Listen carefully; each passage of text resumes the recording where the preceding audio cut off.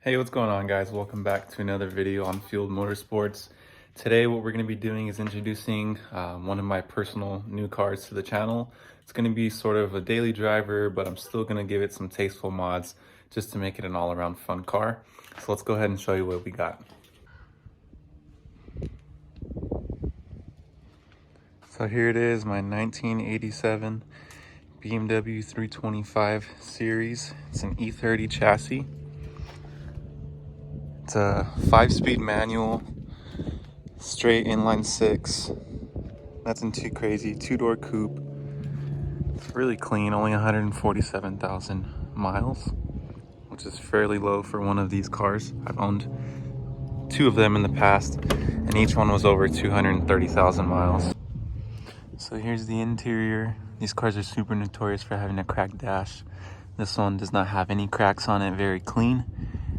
All original interior, has the houndstooth material.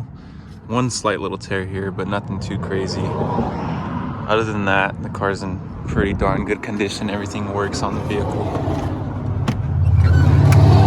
Back seats for the boys to jump in.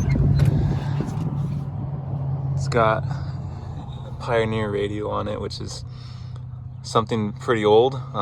This radio is aftermarket, but it has no auxiliary port, no Bluetooth, nothing like that, just FM and AM channels. It also has a CD player, but we're going to be changing that out. Go ahead and pop the hood.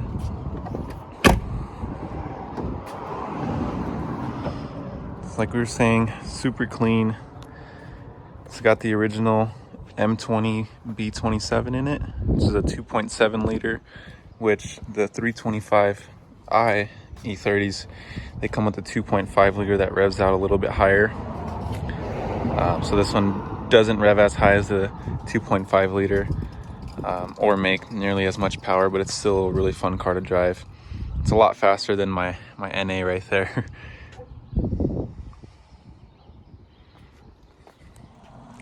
So I'll go ahead and show you a little bit more of the inside, just because I'm really in love with how nice this interior is. Some of the cool stuff that I got with the car: I got the owner's handbook and service booklet, which is the original. I got the original stereo booklet. Came with the BMW service manual, as well as like some other pretty cool little documents. I have pretty much all of the old owners registration and stuff, which is kind of cool, just to show, you know, where this car's been and stuff.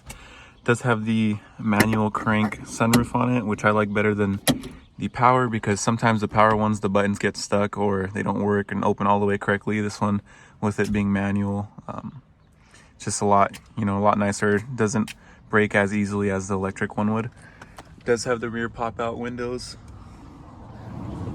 which is another cool little feature that the car comes with. Not all of them have pop-out windows from the factory, which you can pretty much add pop-outs on all of them.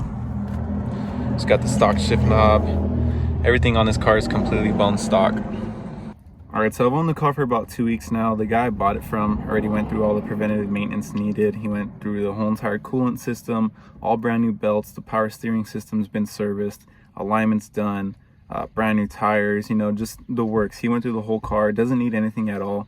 The main thing that I really do need, I mean, he did say that the fuel pump sending unit was going out, so the gas gauge just doesn't read properly, which isn't a very big deal for right now. I mean, the sending units are kind of expensive with it being a BMW.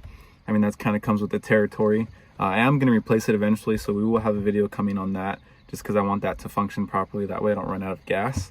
But for now, I do have an H&R lowering kit that we ordered for it, so we're going to go ahead and get that thrown on.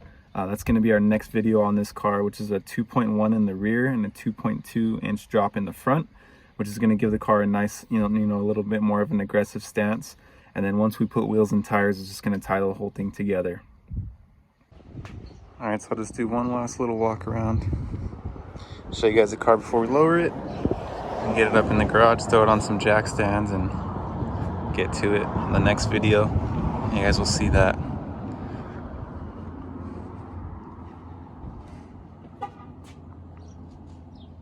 All All right, so that is the car. Let us know in the comments what you think below. Maybe some future mods that we can do to it if you have any ideas. Thank you for watching. We're gonna be back with more content pretty soon. See you later.